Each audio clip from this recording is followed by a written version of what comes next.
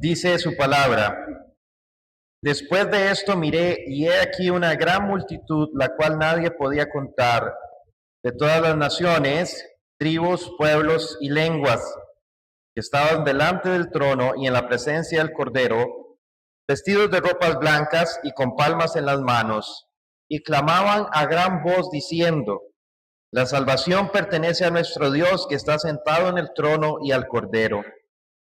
Y todos los ángeles estaban en pie alrededor del trono, y de los ancianos y de los cuatro seres vivientes, y se postraron sobre sus rostros delante del trono y adoraban a Dios, diciendo: amén.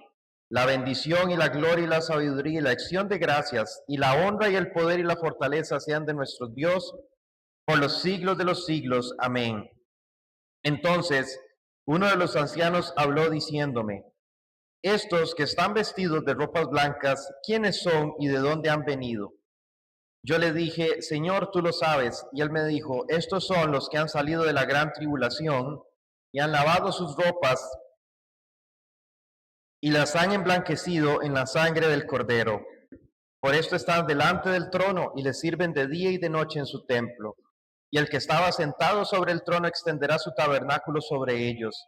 Ya no tendrán hambre ni sed, y el sol no caerá jamás sobre ellos, más sobre ellos, ni calor alguno, porque el Cordero que está sentado en medio del trono los pastoreará y los guiará a fuentes de agua de vida, y Dios enjugará toda lágrima de los ojos de ellos. Decimos amén a la palabra del Señor.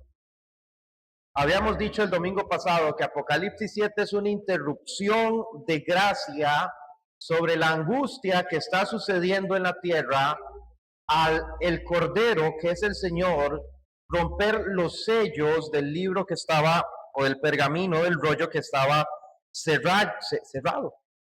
Entonces, Apocalipsis es una pausa. Dios detiene la narración del despliegue de juicio para responder la pregunta que se hace al final del capítulo 6. ¿Y cuál era esa gran pregunta? Porque el gran día de su ira ha llegado, ¿quién podrá sostenerse en pie? Y ahí cierra el capítulo 6. Pero el capítulo 7, habíamos dicho, es la respuesta a quiénes son los que pueden sostenerse en pie ante el día de la ira de Dios. Si vemos en la tierra, ¿verdad? Los poderosos tiemblan, se esconden, los cielos, la creación es sacudida.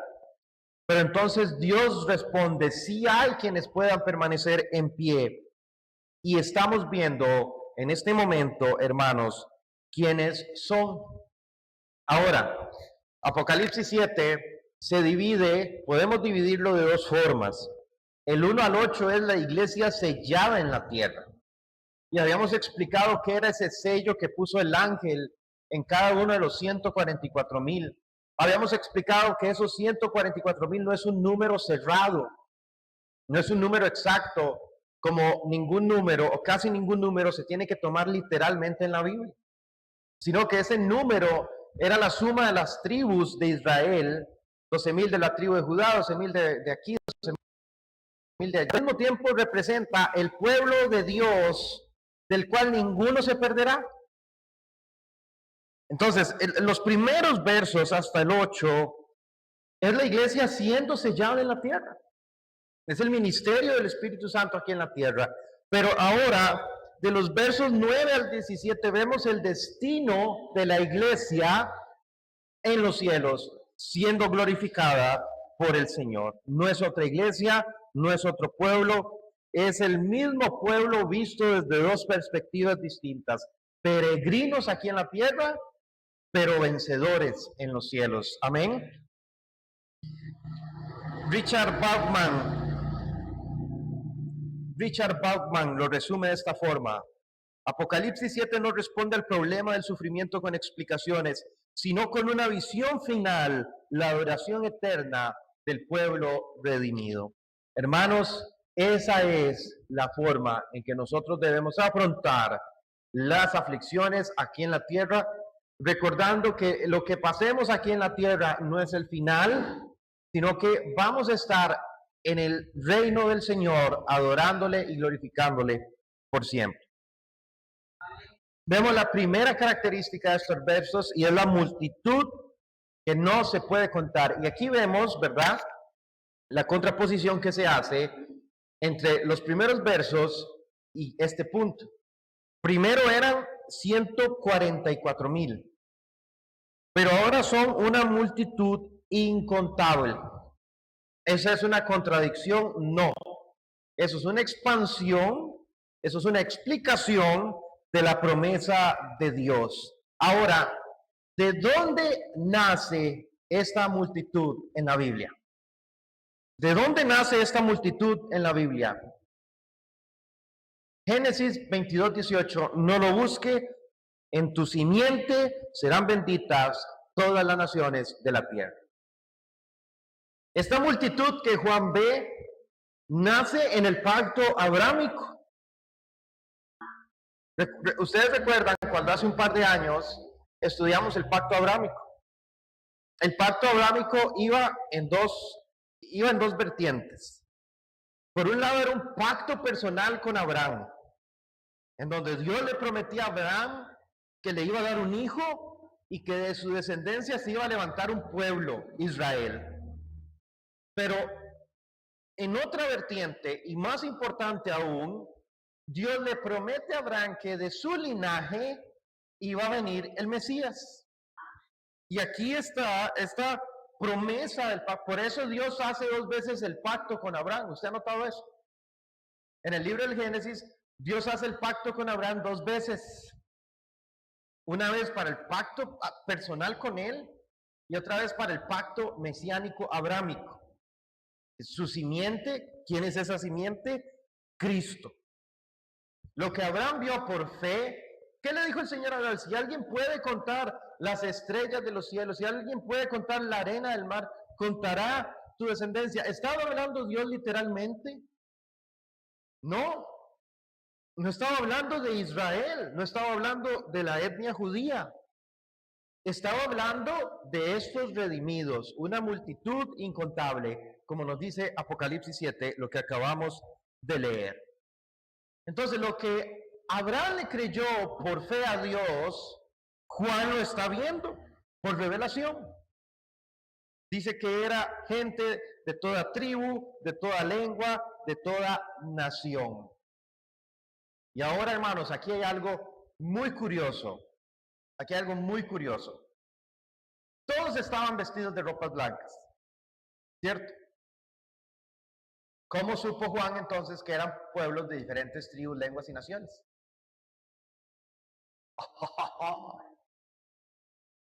¿Ah?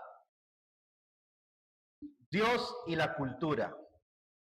Diga conmigo, Dios y la cultura. Dios no suprime culturas. Por eso, en iglesias donde quieren suprimir los rasgos culturales y que todos sean una fotocopia del otro, está mal, porque Dios no hace eso con la iglesia en el cielo. Juan puede distinguir que entre esa multitud había personas de todo tipo de culturas. Hermano, el cielo no es monocromático. El cielo es hermosa e increíblemente diverso. Ustedes han visto tal vez, no sé si han visto esas iglesias de afroamericanos que cuando cantan tienen un gospel, un R&B ahí todo buenísimo, aquel sabor cuando cantan alabanzas. Entonces, ¿están haciendo ellos mal eso porque la iglesia tiene que cantar de esta forma?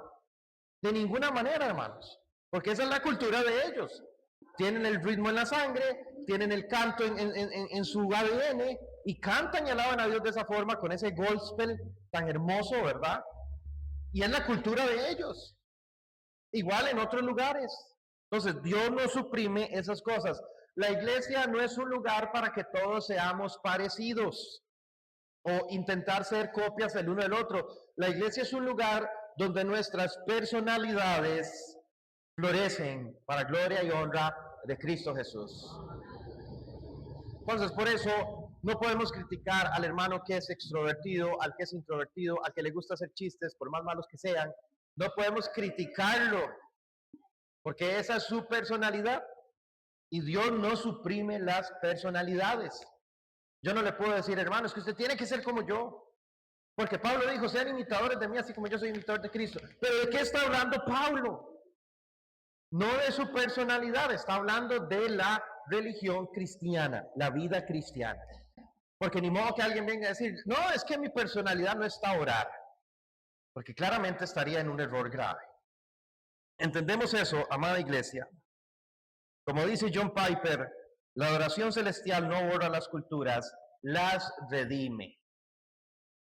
Entonces, los afroamericanos que cantan sus canciones, esos ritmos y todo, están bien. Los que quieren cantar de otra forma, están bien, siempre y cuando glorifiquen y alaben el nombre del Señor. Ahora vemos que estas personas están de pie delante del trono y delante de la presencia del Cordero. En Apocalipsis 6, nadie podía estar de pie ante la ira del Cordero, sino que nos dice, ¿verdad?, que los poderosos, los ricos, los libres, los esclavos, huían a las montañas y le decían a las montañas, cáiganos encima. Pero aquí, estas personas están de pie. ¿Por qué? Porque no están delante del Cordero como juez, sino delante del Cordero como su redentor. Hermano, hermana, y cualquiera que me escuche, usted elige cómo quiere estar delante de Cristo, si como juez o como salvador. Claramente que necesitamos estar delante de Cristo como salvador. Porque como juez, dijo el sabio Job, de 1000 palabras que argumentáramos contra Dios, ¿cuántas le podríamos ganar? Ni una. Entonces nosotros estamos delante de Cristo como nuestro Salvador. Ahora vemos que las personas estaban vestidas de ropas blancas y llevaban palmas en sus manos. Las vestiduras blancas, ¿qué significan? Significan justicia perfecta.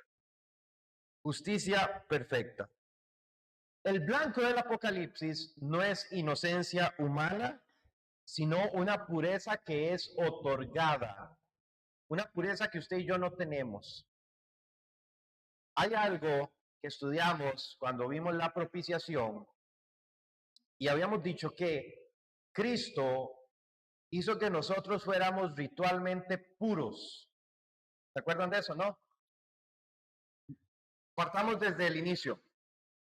Cuando el sumo sacerdote en el Antiguo Testamento, cuando el sumo sacerdote se presentaba el día de la expiación en el Yom Kippur, ¿qué tenía que hacer antes de presentarse al lugar santísimo?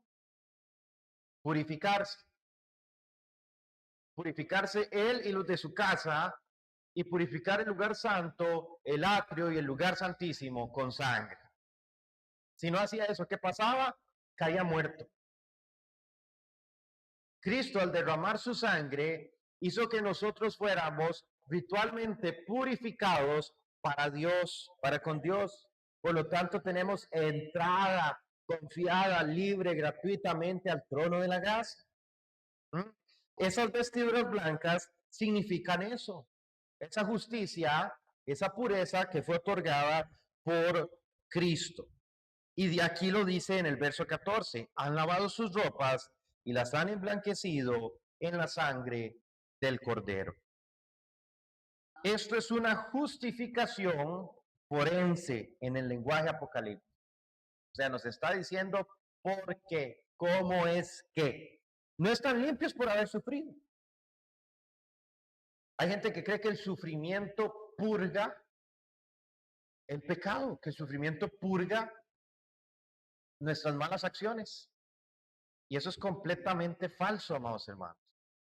No, ¿verdad? En el mundo hay, están los flageladores. ¿Ustedes han escuchado hablar de esa gente?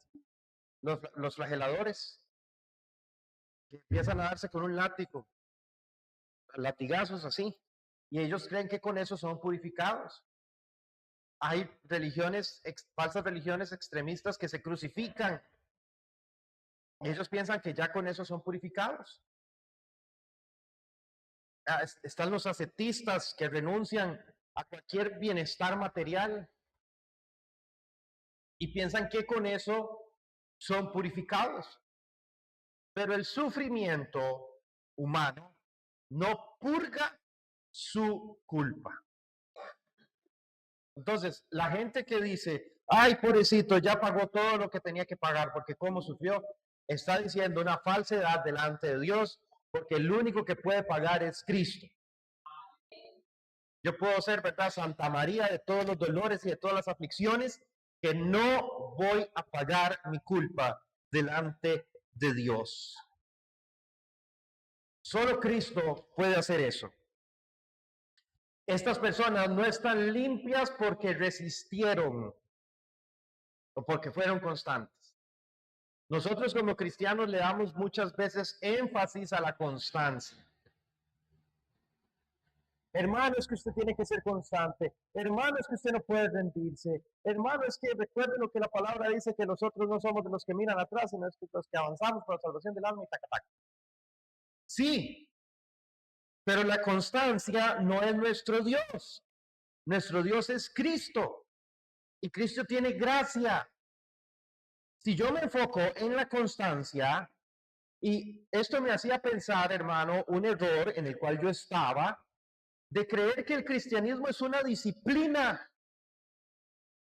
Y el cristianismo no es jamás puede ser una disciplina, porque sería la disciplina más gravosa de todas. El cristianismo es una gracia, no es una disciplina. ¿Por qué? ¿Qué es una disciplina? La disciplina es someter al cuerpo a cosas que usted no quiere, que naturalmente el cuerpo no quiere, para obtener un resultado. Yo no creo que su cuerpo le diga, qué rico levantarse a las 5 de la mañana para ir a trabajar, que me encanta. No, ¿verdad? Su cuerpo, ¿qué le dice? No, duerma todo lo que pueda. Su cuerpo no creo que le diga, qué rico no comer helado y coca y todo lo que es dulce y así, comida chatarra. No, de hecho, por una cuestión de supervivencia, nosotros tenemos disposición a las comidas altas en calorías. ¿Mm? Entonces, al final, ¿qué es la disciplina? La disciplina es decir no a esas cosas porque quiero tener un resultado. No a seguir durmiendo porque quiero ir a trabajar para hacerme una vida, para tener cosas, bueno, ya para glorificar a Dios, obviamente, ya cuando entendemos eso. No voy a comer de esto porque quiero ver resultados en mi apariencia. ¿Entendemos eso, hermanos? Ahora, ¿tiene el cristianismo que ver con disciplina? Sí, hay disciplinas cristianas, porque nosotros a veces debemos de tomar el cuerpo para llevarlo a hacer cosas que son de beneficio para nuestra alma, como orar, como cortar la iniquidad, mortificar el pecado. Pero no podemos decir que el cristianismo es totalmente una disciplina porque la volveríamos imposible. El cristianismo es una gracia, es gracia. Por gracia sois salvos, no por constancia, no por disciplina, porque aquel tuvo gracia sobre nosotros. Hermano, y entender esto nos da un poquito de consuelo y un poquito de paz si fallamos. Porque hay gracia de parte del Señor para nosotros. Y los que están aquí, los que acabamos de leer, esta multitud de ropas blancas, no están ahí porque fueron disciplinados. Están ahí por gracia, porque lavaron sus ropas en la sangre del Cordero. No, yo estaba en este error, hermano. Yo estaba en este error de creer que el cristianismo, ver el cristianismo como una disciplina. Y cuando meditaba en esto, el Señor me cambió mi entendimiento.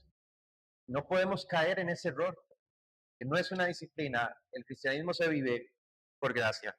Martin Lloyd Jones decía, la única razón por la que alguien puede estar en la presencia de Dios es que Dios ya no es su pecado, sino la justicia de Cristo. Qué tremendo, hermano. Qué difícil es aceptar esto para nosotros en nuestra vida. Al menos a mí me pasa. Vamos y pecamos de formas muy atroces. Ay, pastor, no me diga que usted, porque usted ya casi le salen alas, ¿verdad? Hermano, yo he pecado de formas muy atroces, muy graves. ¿Mm? Y qué difícil es entender que si voy a la palabra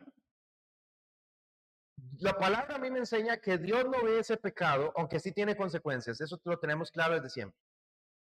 Dios no ve ese pecado, sino lo que ve en mí es la justicia de su Hijo. Explíqueme eso. Explíqueme eso para que yo lo entienda. ¿Ah? Solo hay una explicación, gracia, porque Dios quiere hacerlo así. Hermanos, qué tremendo. No, la iglesia no puede desviarse de la gracia. Si no, nos volveríamos totalitaristas, nos volveríamos una secta completamente, criticando y acusando y exponiendo a otros. ¿Qué dijo el Señor? Quítate la viga que hay en tu ojo antes de ver la paja que hay en el ojo de tu hermano para que puedas ver bien. ¿Mm? Tenemos que volver a esto. Cuando usted falla, Dios ve la justicia de Cristo en usted. Echaré sus pecados en el fondo del mar y no me acordaré más de ellos. ¿Cuáles pecados? Todos, hasta los que usted no ha cometido. Y acuérdese de esto si usted, tal vez el día de mañana, usted comete el pecado más grave de su vida. Acuérdese de esto. Dios se olvidó de todos sus pecados. Amén. Ahora, esta multitud tiene palmas en las manos. ¿Qué representa esto? Hay dos pasajes claves para entender por qué esta multitud tiene palmas en las manos. Vamos a ir, por favor, al libro de Levítico 23 y vamos a leer del capítulo 39 al 43. Las palmas, primero que nada, son características de la fiesta del Sukkot o de los tabernáculos. Levítico 23, verso 39. Dice, pero a los 15 días del mes séptimo, cuando hayáis recogido el fruto de la tierra, haréis fiesta a Jehová por 7 días. El primer día será de reposo y el octavo día será también de reposo. Y tomaréis el primer día ramas con fruto de árbol hermoso, ramas de palmeras, ramas de árboles frondosos y sauces de los arroyos, y os regocijaréis delante de Jehová vuestro Dios por 7 días. Y le haréis fiesta a Jehová por 7 días cada año. Será estatuto perpetuo por vuestras generaciones. En el mes séptimo lo haréis. En tabernáculos habitaréis 7 días.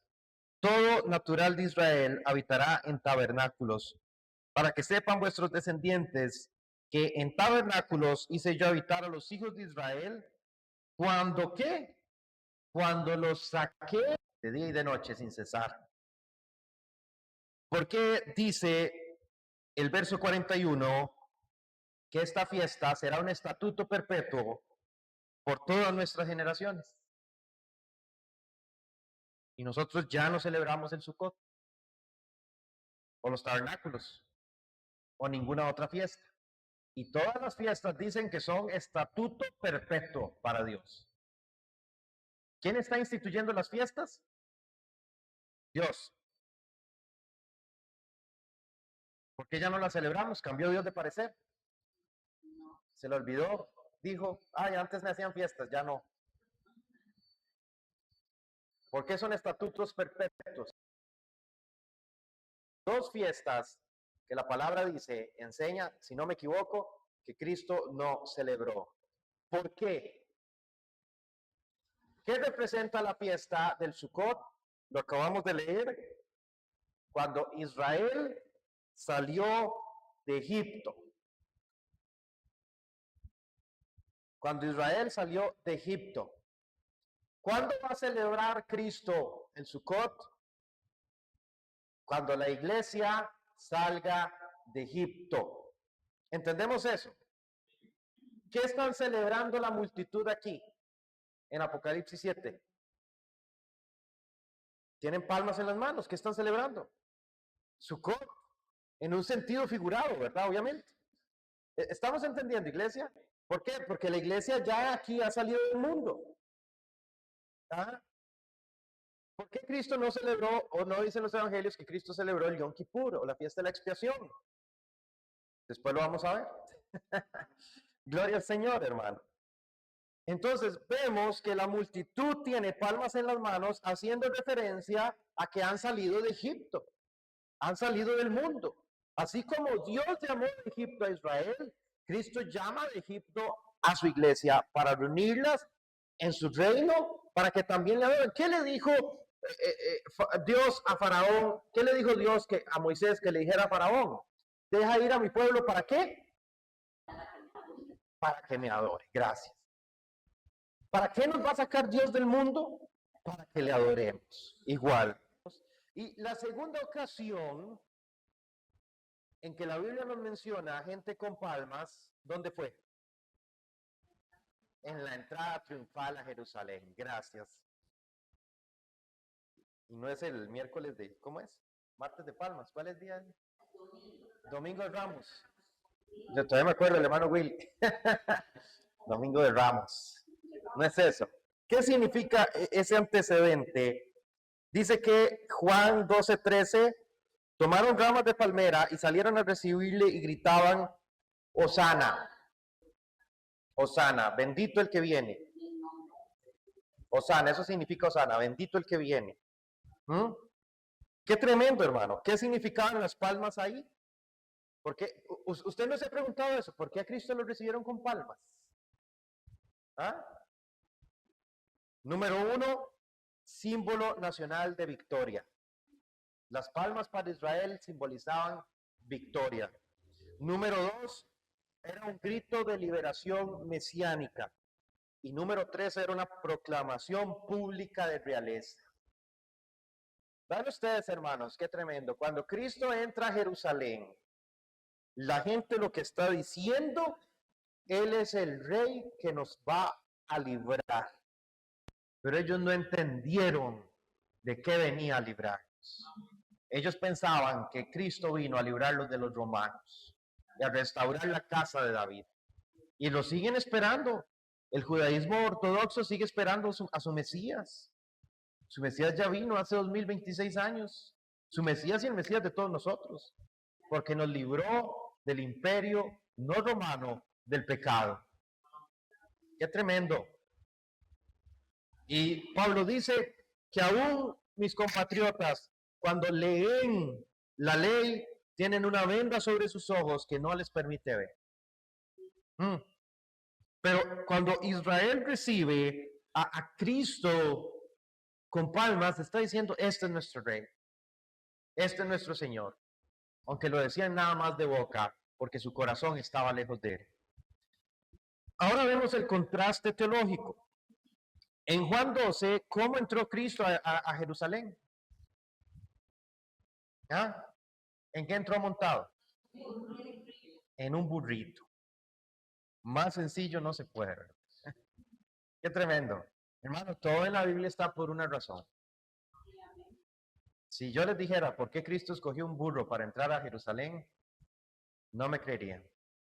Pero se los digo el próximo domingo.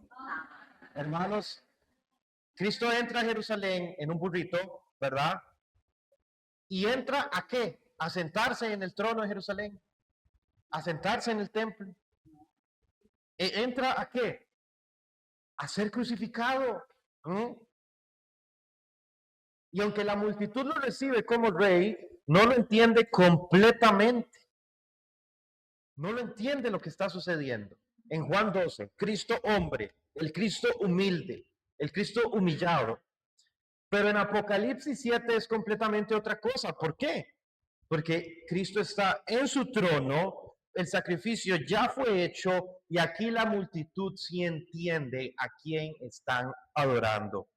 Lo que en Jerusalén fue un clamor incompleto, en el cielo es una confesión perfecta. Apocalipsis 7:10, la salvación pertenece a nuestro Dios y al Cordero. Amén. Qué tremendo, hermanos. Cómo toda la palabra está conectada y esa conexión se llama Cristo. Otra vez Richard Bauckham nos dice: la multitud celestial sostiene palmas porque reconoce finalmente que la victoria del Mesías se logró a través del sacrificio. Las palmas ya no anticipan la victoria, la celebran. La celebración del pueblo es del pueblo redimido. Esas palmas no son de bienvenida ahora son de victoria. No son víctimas las que están celebrando, no son sobrevivientes, son conquistadores en el reino de los cielos, que conquistamos a través de Cristo. Como dice la palabra, nosotros vencimos la muerte a través de Cristo. Somos más que vencedores a través de Cristo. Créalo, hermano. Eso está ahí para que usted lo crea. Como un cristiano, perdóneme que lo diga de esta forma, pero es para que usted me entienda. ¿Cómo un cristiano va a estar ahí todo doblado, todo guisoteado? Vaya a la Biblia, lea lo que la Biblia dice de usted y créalo y salga a conquistar. Esa es la determinación que Dios puso en el hombre. Una vez leí un libro que se llama Manly Dominion o Dominio Masculino, que trata sobre lo que Dios puso en el varón y cómo fue Adán siendo el varón perfecto durante el tiempo que fue perfecto.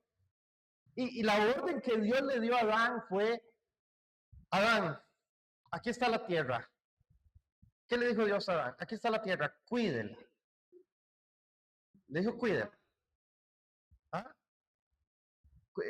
No me haga mucho daño aquí. ¿Ah? Mira, cuide a los animalitos. ¿Cuál fue la orden santa que Dios le dio al varón? ¿Ah? Enseñoree, gobierne y sojuzgue la tierra. Dios puso al hombre en la tierra para eso. La tierra es del hombre, del varón. Si alguna feminista ve esto por la transmisión de Facebook, se le va a zafar una rosca, seguro. ¿Qué importa? La tierra es del varón. Y Dios puso al varón, y como decía ese libro, ¿verdad? La mente del hombre ve un campo vacío que no se está aprovechando y dice: pongamos aquí un centro comercial con tiendas para que la gente haga negocios, haga dinero, las familias tengan donde salir a comprar. Eso es gobernar y sojuzgar la tierra, hermanos. ¿Y cómo ha perdido el hombre eso? ¿Cómo Dios cómo el enemigo ha destruido la imagen masculina del hombre? ¿Ah?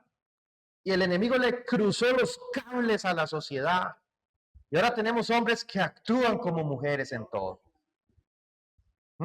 No hombres que se creen mujeres, porque eso también hay, ¿verdad? Ahora hay de todo. No hombres que se creen mujeres, no hombres que se visten como mujeres, no hombres homosexuales, sino hombres que no tienen mente de varón, sino que actúan con una mente femenina. No gobiernan, no sojuzgan, son cobardes, no se defienden. Hermanos, esto es una obra satánica. Y el enemigo ha utilizado armas tan increíbles para destruir la mente del hombre, la mente y el cuerpo del hombre. No lo digo yo, busque usted en estudios recientes. Hoy en día, a nivel mundial, la población masculina tiene entre un 30 y un 40% menos testosterona que los hombres de hace 40 o 50 años. Qué tremendo. ¿Por qué? Porque Satanás ha utilizado los alimentos, el internet y otras cosas para destruir al hombre física y mentalmente. Y que no sea el hombre la creación maravillosa que Dios hizo. Porque a pesar de estar caído en pecado, el hombre es la creación maravillosa de Dios. ¿Cuántos lo creen, hermanos varones?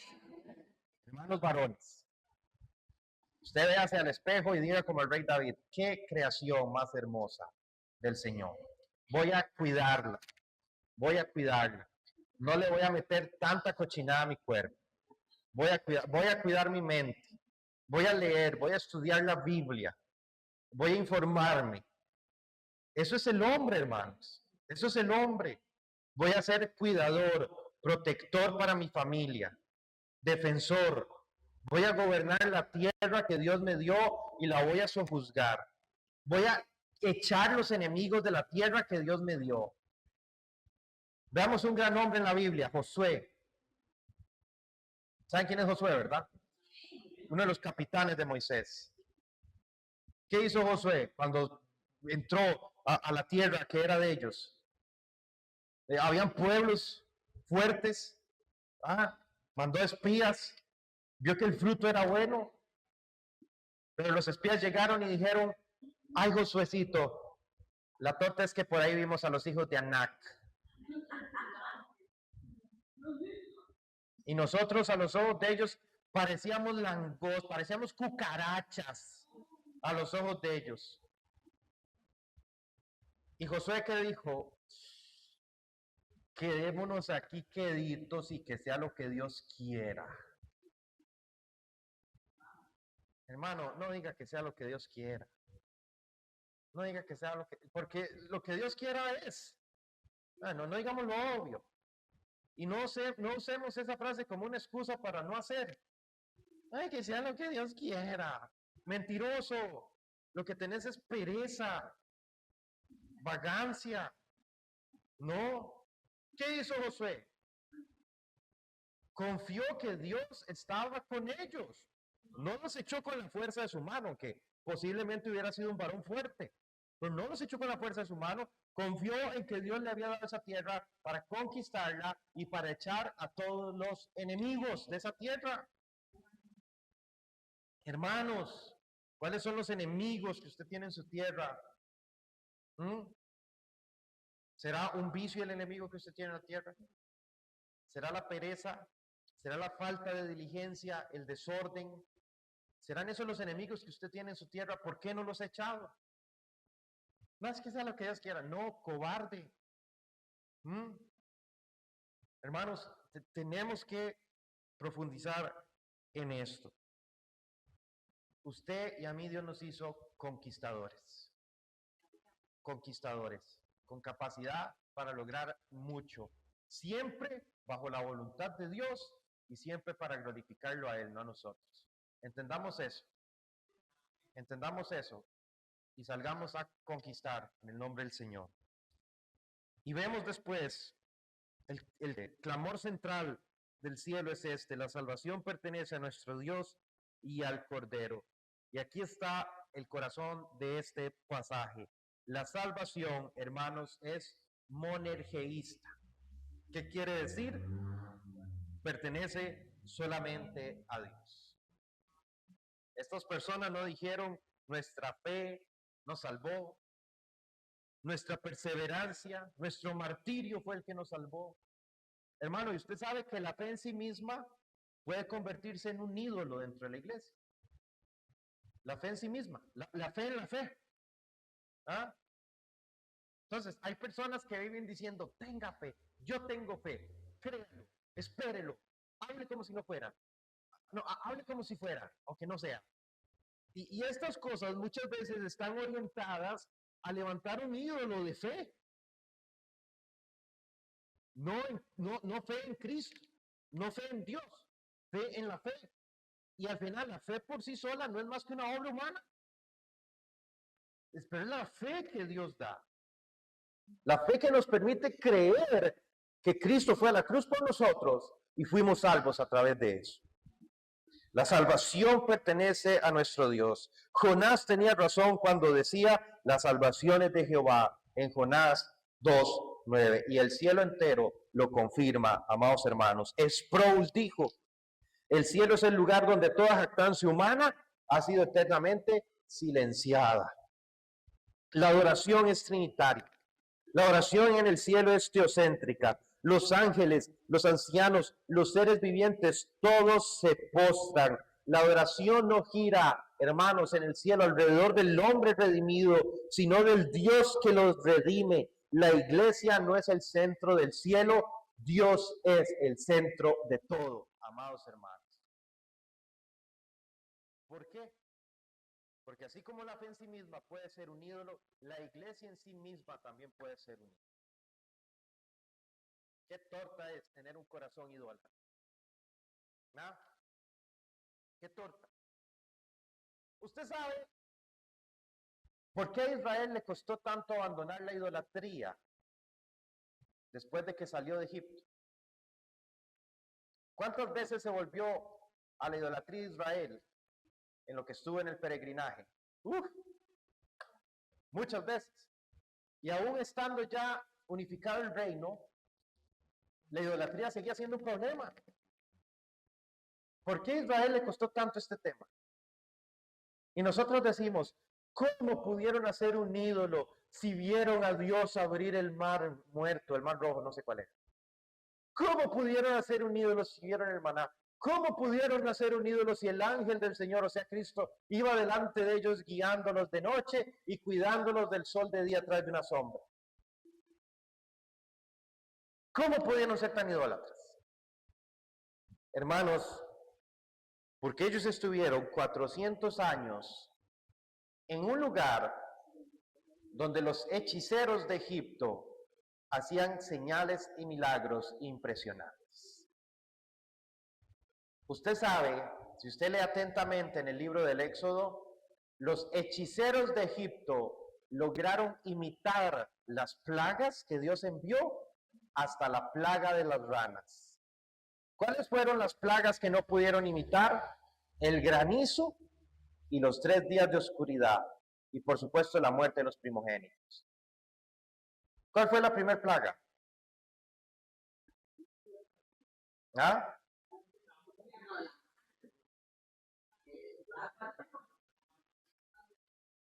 Sí, tienen razón, tienen razón. ¿Cuál fue la primera señal que Dios hizo ante Faraón? Las serpientes. Las serpientes.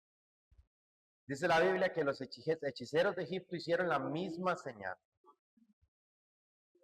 Cuando Dios envió a Moisés para que convirtiera el agua del Nilo, del río Nilo, en sangre, los hechiceros de Egipto hicieron la misma señal. Y así con todos. Lo curioso es que a Satanás ya se le estaban acabando las ideas. Y en la plaga de ranas, ¿usted sabe qué hicieron los hechiceros de Egipto? Para que se muera de risa. ¿Ah? Hicieron más ranas. Ya había una plaga de ranas.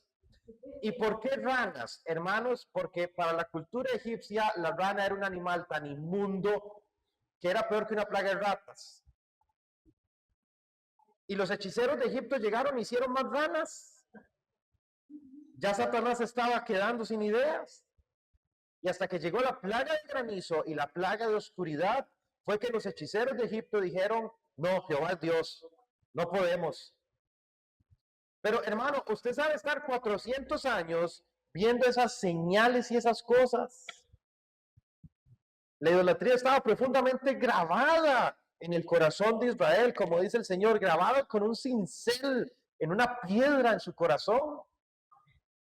Y también es un reflejo de que nosotros, si no estamos en Cristo, si no estamos bien apoyados en Cristo, es un reflejo de cómo nosotros nos podemos volver idólatras muy rápidamente. Y usted puede decir, pastor, yo no, porque ya voté todos los santos y al divino niño y a la Santísima Trinidad. ¿Ah? Sí, hermano, está bien. Pero no, tal vez, bueno, aquí no. Tal vez una persona puede decir eso, pero no idolatran a los pastores.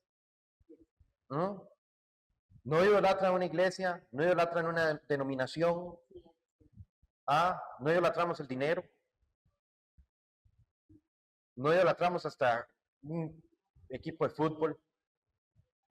La peor idolatría es la que no reconocemos. Esa es la peor, hermano. Qué tremendo.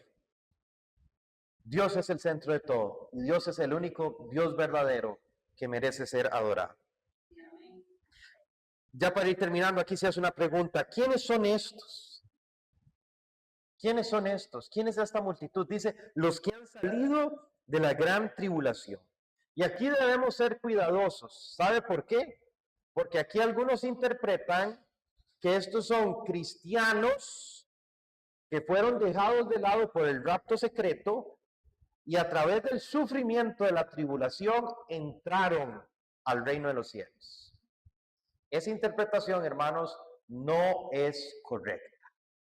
No es correcta.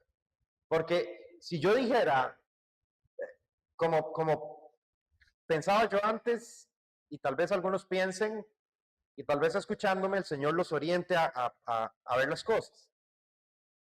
Vino Cristo en el rapto. Vino Cristo. Y me quedé, porque andaba de mal portado con una bandida. Me quedé. Qué torta me quedé. Ahora me toca vivir la gran tribulación. Y entro a la gran tribulación. 3 años y medio, según la doctrina dispensacional. 3 años y medio. Entonces me agarran los del anticristo y me ejecutan. Pero valientemente yo no negué a Cristo. Por eso fui salvo. ¿Qué me salvó entonces? La sangre de Cristo, mis obras. Ah, ahí estoy hablando de obras muy loables, pero sigo hablando de obras personales. Ven hermanos ustedes, los errores que hay en esa interpretación. Esta multitud no es la multitud que fue redimida por sufrir la gran tribulación. No es un grupo especial, no es un grupo distinto. Como decía un pastor, que los que se van con Cristo fueron los que pasaron con 90 para arriba. Y los que se quedaron fueron los que fueron a penales, ¿verdad? A convocatoria. Por amor a Dios. ¿Qué es eso? ¿Qué es eso? No, jamás. El Señor nos ama a todos por igual. No hay gente que pasó y no hay gente que... No, de los que me diste ninguno se perdió, punto. ¿Ah? El texto no dice que entran en la tribulación, sino que salen de ella. Y aquí es donde debemos entender algo, hermanos. La gran tribulación no es solamente un evento futuro, porque sí va a haber un momento al final de la historia humana en donde Satanás, a través de la figura del anticristo, va a querer gobernar la tierra y por un momento parece conseguirlo, hasta que viene la segunda venida del Señor. Que aquí es donde muchas personas me critican y se enredan solas, ¿verdad? Porque dicen, ¿cómo el pastor Luis va a estar hablando de que no viene Cristo? No, yo no he dicho eso. Cristo viene, porque Él lo prometió. Y va a venir en gloria, va a venir sin relación al pecado, va a venir a gobernar la tierra con vara de hierro. Yo creo en eso porque la palabra lo dice. Lo que yo abandoné fue la creencia de un rapto secreto. Son dos cosas muy diferentes.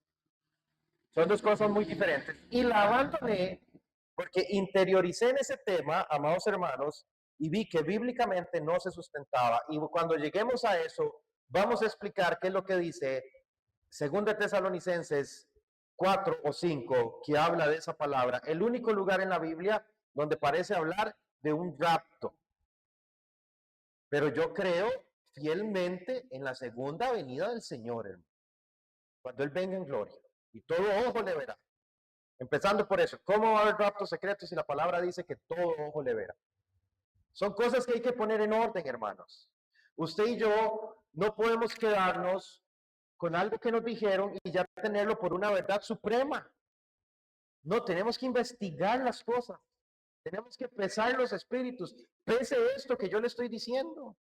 Y si usted ve suficientes evidencias bíblicas para decirme, pastor, usted está en un error. El rapto sí es bíblico. Véalo aquí en la Biblia. Y nos agarramos a bibliazos, hermanos. Pero yo creo fielmente en la segunda venida del Señor. Ok.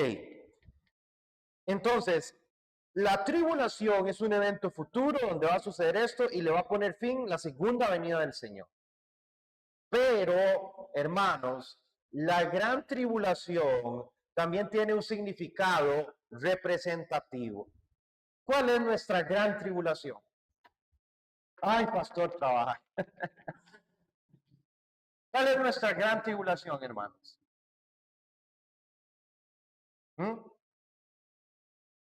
Nuestro peregrinaje por este mundo. Esa es la gran tribulación de cada uno de nosotros. Nuestra estadía en esta tierra.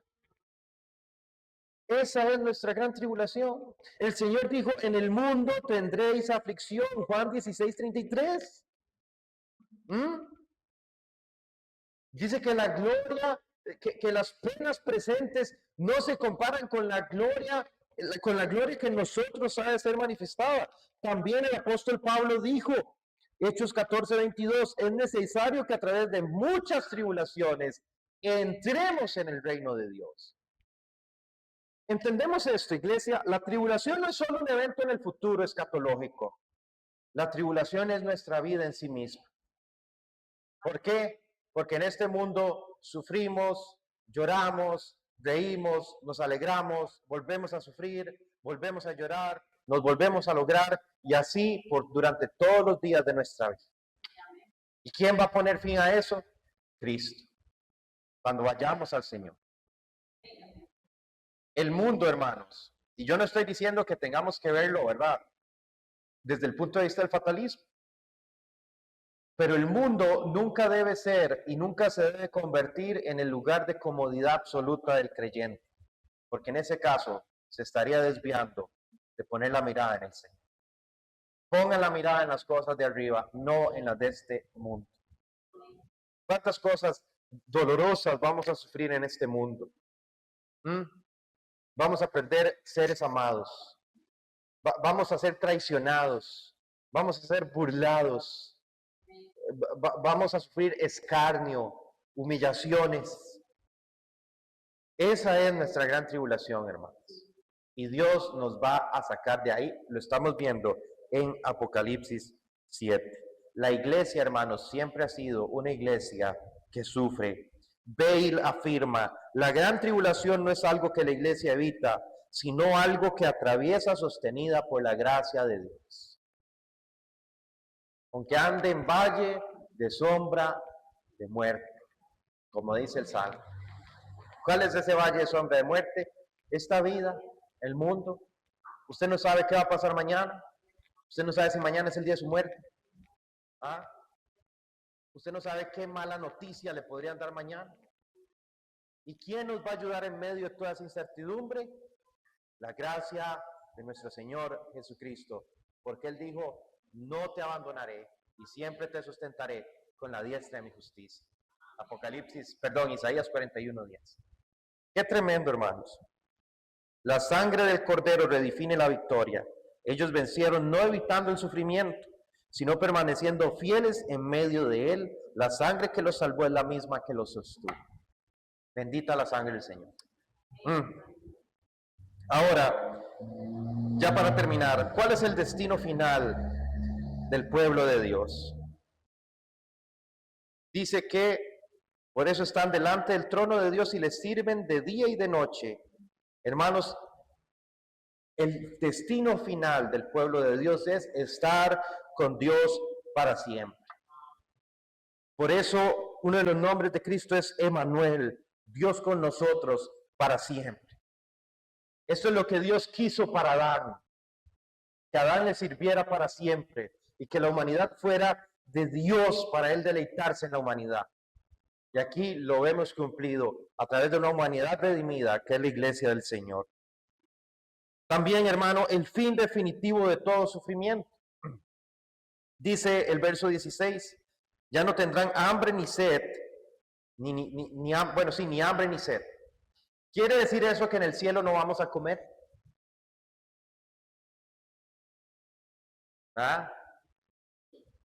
Bueno, la palabra habla de banquetes. Cristo glorificado comió. Yo pienso que, hermanos, que en el cielo nos vamos a dar unos comidones y no vamos a engordar. Eso va a ser lo mejor de todo. Va a ser muy diferente. El tema de la comida en el cielo va a ser muy diferente. ¿Qué fue lo que Dios le dijo a Adán? ¿Cuál es una de las maldiciones del pecado?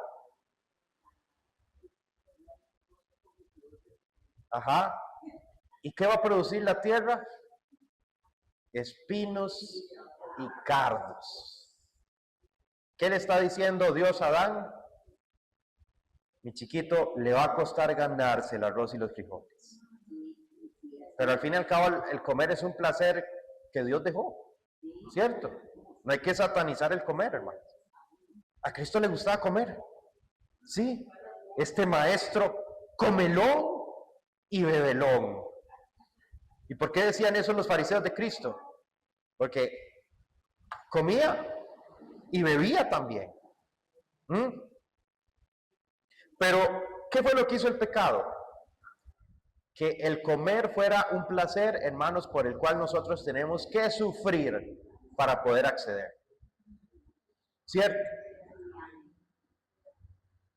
Si aquí los hermanos varones dejaran de trabajar y sus madres o señoras no trabajan, ¿qué van a comer? ¿Ah? ¿Entendemos eso, hermanos? Entonces, por eso la palabra dice que ya no tendrán hambre ni sed. ¿Qué quiere decir eso? Que esa maldición que hay para ganar el sustento va a ser quitada. ¿Por qué? Porque Dios es el que nos va a sustentar. Todo lo que el pecado introdujo, Dios lo va a revertir. No va a haber escasez, no va a haber desgaste, ese desgaste físico. Ahora que venía hablando con el hermano de los trabajos que hemos tenido, yo una vez trabajé en mudanzas, hermano, un tiempo muy corto. Trabajé para una empresa de mudanzas. ¿Qué trabajo más matado, por amor a Dios? Yo venía en el bus de San José Puriscal, hermano, y yo estaba tan cansado y mi cuerpo tan destrozado que yo sentía que iba levitando en el bus. No sentía el cuerpo, literal. Y volví a ver a mi amigo y mi amigo iba igual de matado. Y llegábamos a comer y a dormir porque era así. Y el trabajo es eso. A veces cuando también el hermano llega de la zona y me dice, qué matado estoy. No sé de qué, pero es broma. Pero sí, o sea, ese es el trabajo. Hermano Willy, ¿verdad? Cuando usted trabajaba en la empresa en Foro, llegaba cansado a la casa, ¿verdad, hermana Elisa? Y el hermano Willy llegaba y le decía a Elisa, ni me hable, quiero descansar. ¿Ah? Yo le tengo una buena noticia a los hermanos. En el cielo no va a haber que trabajar. Gloria al Señor. En el cielo no va a haber que trabajar. Bendito sea Dios. Gracias, Padre. Te bendecimos, Señor. Hermanos, todo eso que el pecado, introdujo, va a ser quitado.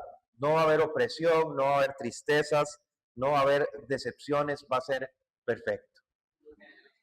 Dichosos los hermanos que ya gozan de esto. Dichosos los hermanos que ya gozan de la presencia del Señor y han descansado de sus obras. Qué tremendo. Señor, gracias. Hermano, y lo más bonito de todo, vamos a tener al Cordero como pastor. Qué hermoso. Verso 17. Eso es una explosión teológica, hermano. El Cordero, Cristo, ahora va a ser su pastor. No el pastor Luis, que dicen por ahí que se llenó de tatuajes. No el pastor Julano. No el pastor Sutano, que eran hombres imperfectos. Cristo va a ser nuestro pastor. Qué hermoso, hermanos. ¿No le hace usted anhelar eso? ¿No le hace usted como querer desprenderse de todas estas cosas materiales y esta vida y decir, Señor, ven ya? Como cierra el libro, Señor, ya quiero ver. Entre más entendamos eso, hermanos, más nos vamos a enamorar de la presencia del Señor y menos temor le vamos a tener a la muerte. Usted sabe que la gente que le teme a la muerte es porque está muy apegada a este mundo. No, pensemos en esto. Que el Cordero sea nuestro pastor significa cuidado eterno. Dios enjugará toda lágrima de sus ojos.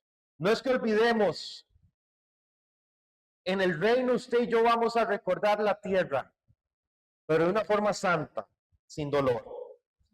Dios mismo, hermanos, va a quitar ese dolor y lo va a sanar. Amén. Agustín decía, Dios no solo quita el sufrimiento, honra cada lágrima derramada en fidelidad. ¿Qué concluimos con esto? Apocalipsis 7, hermanos, no es un escapismo, es una esperanza sólida. La iglesia puede ser perseguida, pero nunca será vencida. Puede llorar ahora, pero adorará para siempre. Hermano, este pasaje nos enseña algo crucial.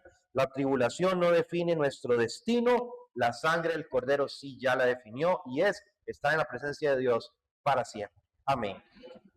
Oremos. Señor, te queremos dar gracias por todo lo que tú has hecho. Gracias por este hermoso capítulo, Señor, porque es una esperanza en nuestra vida. No importa las tribulaciones que enfrente, Señor, sé que al final el resultado será el mismo, que yo estaré en tu presencia para adorarte. Gracias por los hermanos que ya han descansado de sus obras y se gozan contigo, Señor, porque ellos nos recuerdan y nos están esperando, Señor. Gracias porque tú prometes que estaremos con ellos y tú estarás con nosotros y serás nuestro pastor. Y ya no habrá más dolor, ni lágrimas, ni necesidad, sino que tú serás fuente de toda provisión y de toda consolación. Señor, más ahora los que estamos aquí en la tierra, danos fuerza, gracia, sabiduría para vivir en este mundo. Aumenta nuestra fe, Señor.